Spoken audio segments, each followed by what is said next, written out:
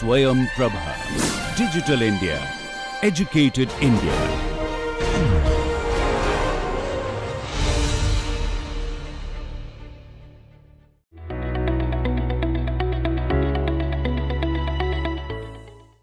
C-Camp is an initiative supported by Department of Biotechnology, Government of India, with the aim of promoting entrepreneurship and innovation. Its Office of Technology Transfer was established under the National Biopharma Mission to help the research community from academia connect with startups and the industry. Through strategic evaluation, protection and commercialization of innovations, the Office of Technology Transfer attempts to complement excellent science with entrepreneurship and enterprise. So, to know more about it, we have with us Mr. Shiv Kumar R, who is the Head of Office of Tech Transfer at C-Camp. Let's listen in. When we talk about innovations and then thereafter starting a startup, one very important part of the process is technology transfer. So we need to have a very thorough understanding of technology transfers when it comes to having a successful run at any business.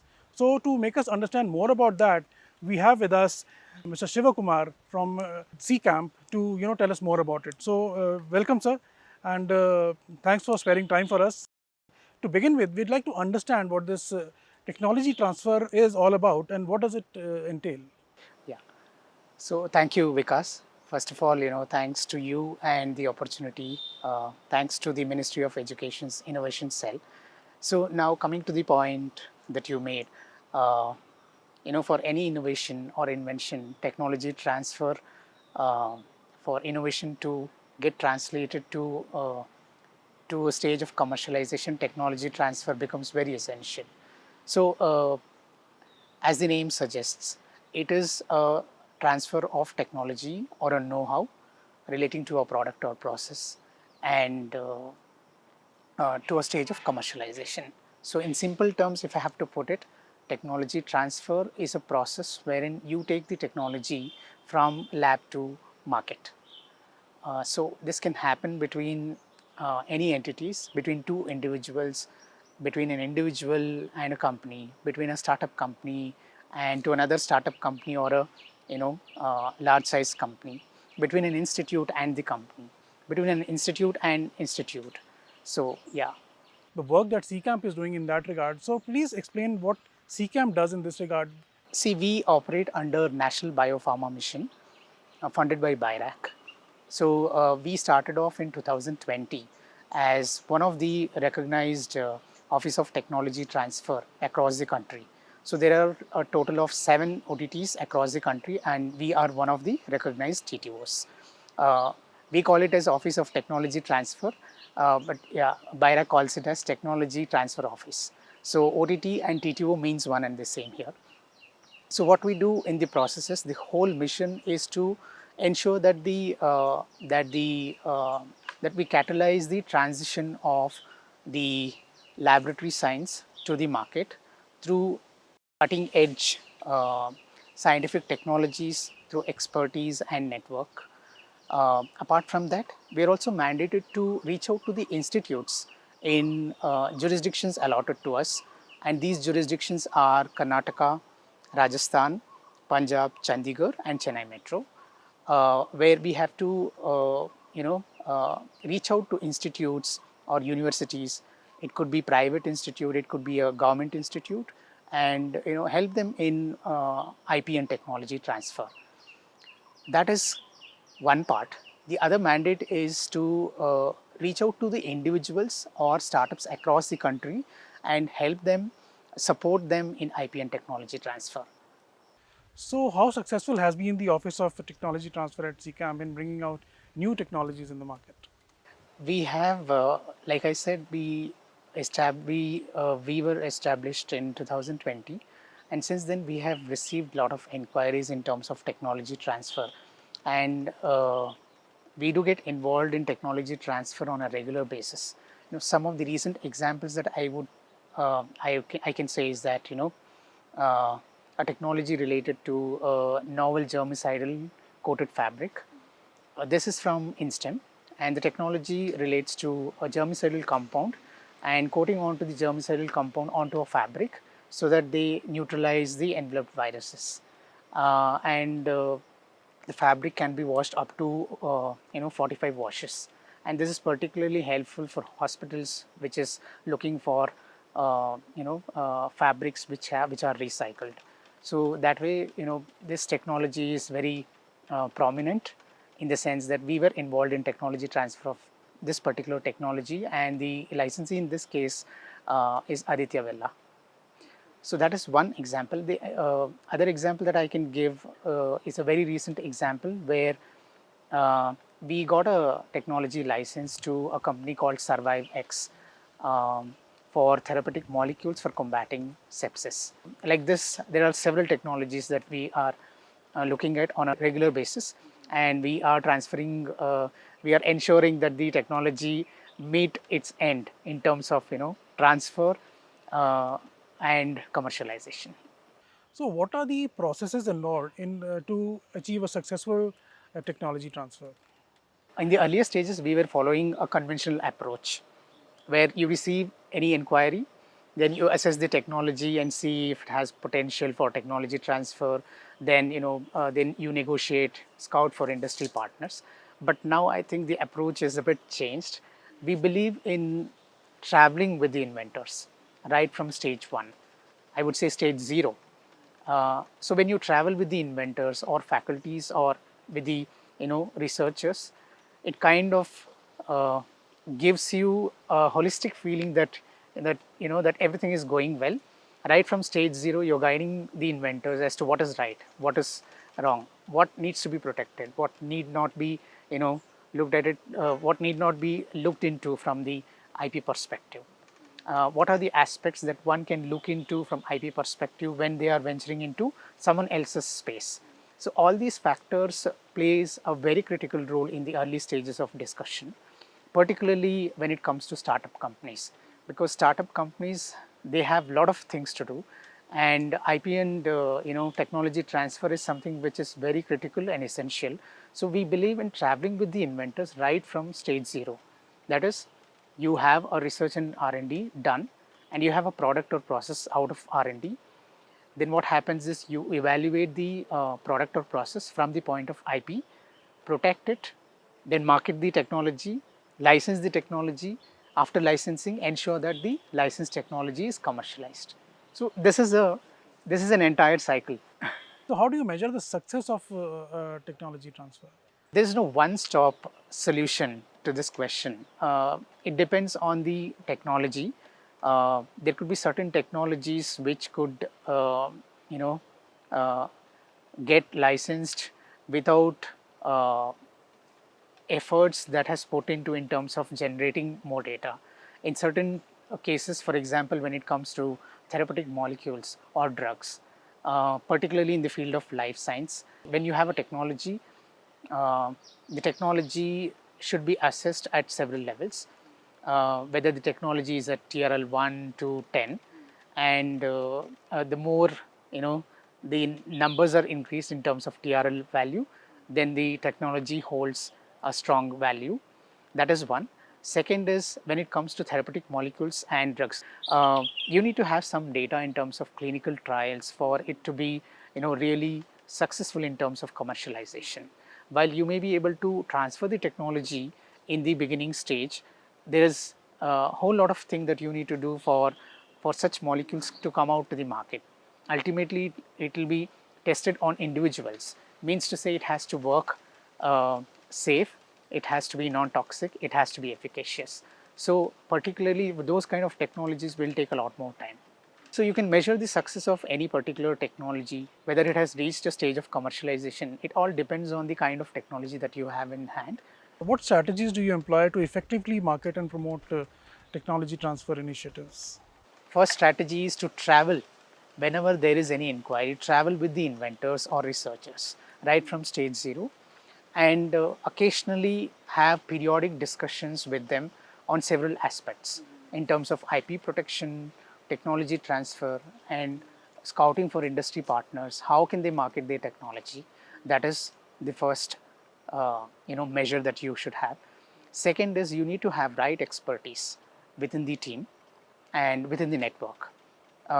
Here in OTT at CCamp, we have expertise from different backgrounds.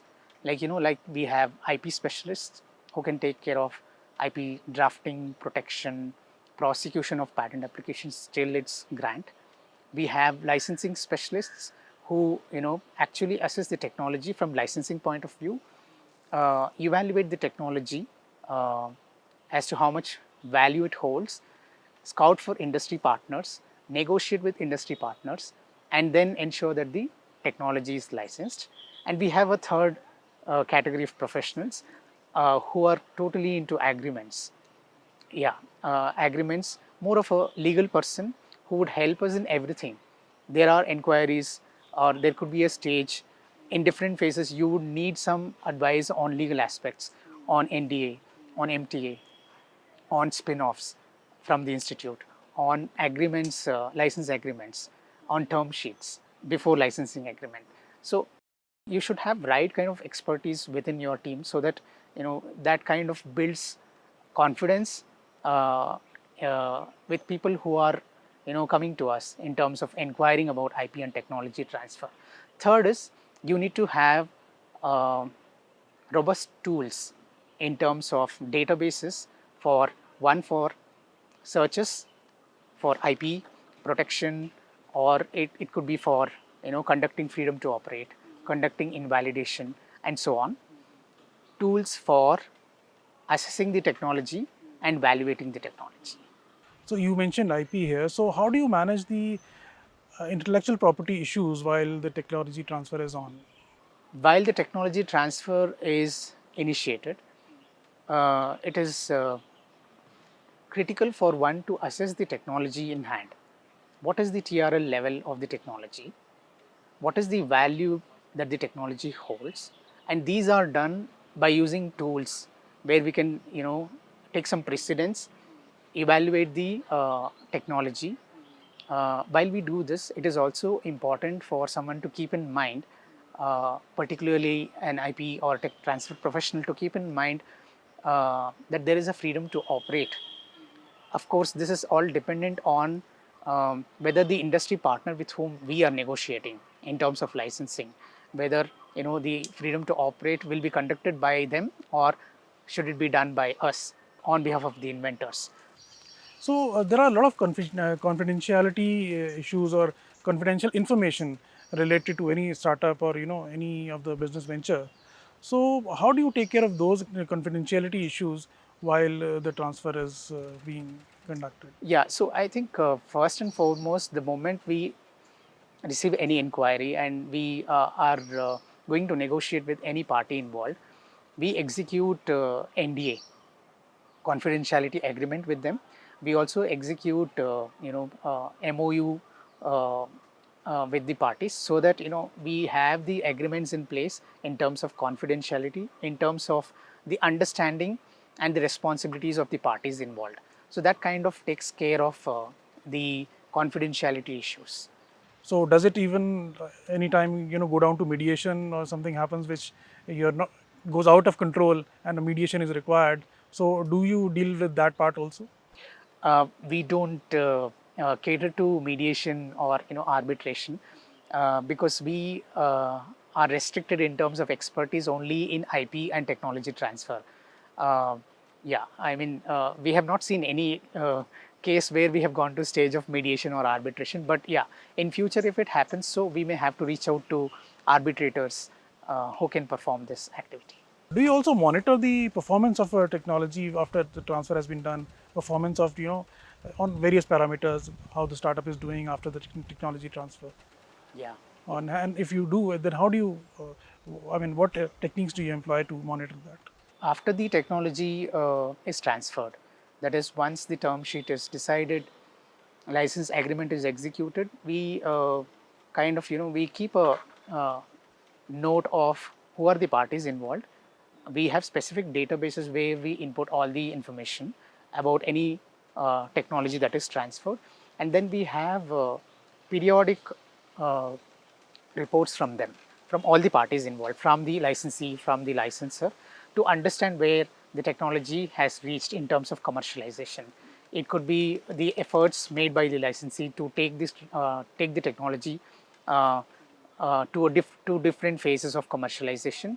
Uh, it could be a case where it has reached a stage of commercialization and the products or processes the products out of processes are sold, and then we will get periodic reports of how much it is sold, and then we keep track of all these things and then reach out to licensor and ensure that the obligations that they have under the license agreement are fulfilled. So here's something very, very vital and important is protecting the interest of both the parties, the investor, the inventor, as well as the licensee. So it could be very tricky at times. So how do you manage that part? Yeah, very interesting and a tricky question, like you said.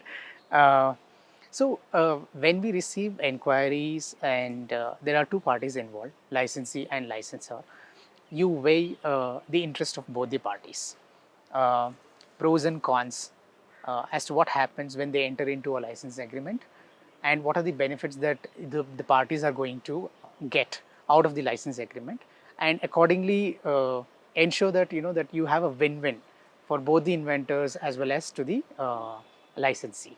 So that is where it all depends on uh, considering all these factors, how you negotiate on the table from with both the parties. See to that the parties, both of them, are comfortable with the kind of clauses and with the kind of negotiation that is going on, and have a win-win situation for both of them. Still trying to achieve that balance, but each case is different. Yeah, And so it keeps challenging you. it is very challenging. Yeah, each case is very challenging, and at the same time is intriguing, very interesting to know different situations. So, but as long as you're able to handle it, I think you should be happy. Yeah, yeah, but yeah, each case is unique, like you said. Yeah. You are at a vantage position from where you can view the growth of technology as well as startup culture in the country. So, what change have you come across from the past few years? I mean, we are better off, or we are like way better off, or we are at the same level, or what kind of a change have you witnessed when it comes to the technology development and of course transfers? The number of technology transfer also gives you an idea about the growth. So, in holistic view from you, I mean, what kind of a growth have you seen from there? So growth has been very tremendous, in my opinion. Mm, Earlier, before 15 years, when I started off my career in IP, people were not aware of the fact that there is something called as IP. The moment I used to talk about intellectual property rights, people would ask me, "Oh, are you a real estate agent?" Because there is property, the term Yeah, property yeah. associated with it. So from there, if I think from there and frame from where we have reached today, there's a lot of awareness about IP, lot of awareness about technology transfer. So that way, and there are a lot of examples that we can quote in terms of successful uh, transfer of technology. We have seen a tremendous growth, and it is not only a point where we as technology transfer professionals, our job is to ensure that that there is a technology and we have to license it out. You also have to see how it could impact the society. That way, if you see, there are a lot of technologies that are transferred in last few years and that have had a significant impact on society and also economic development of the country. Yeah. So great, Shivakumar. It was wonderful talking to you, and the insight that we got from you about the technology transfer are really precious. And I hope everyone watching this would be able to benefit from all this. Thank you so much for sparing time. Thank you, Vikas, and thanks to Ministry of Education's Innovation Cell for taking this initiative and inviting me for for the session. Thank you so much. Thanks. This was Mr. Shiv Kumar R, Head of OTT at CCamp. In the coming editions, we'll meet some more personalities from well-known institutions who are working hard to make a difference. Till then, goodbye.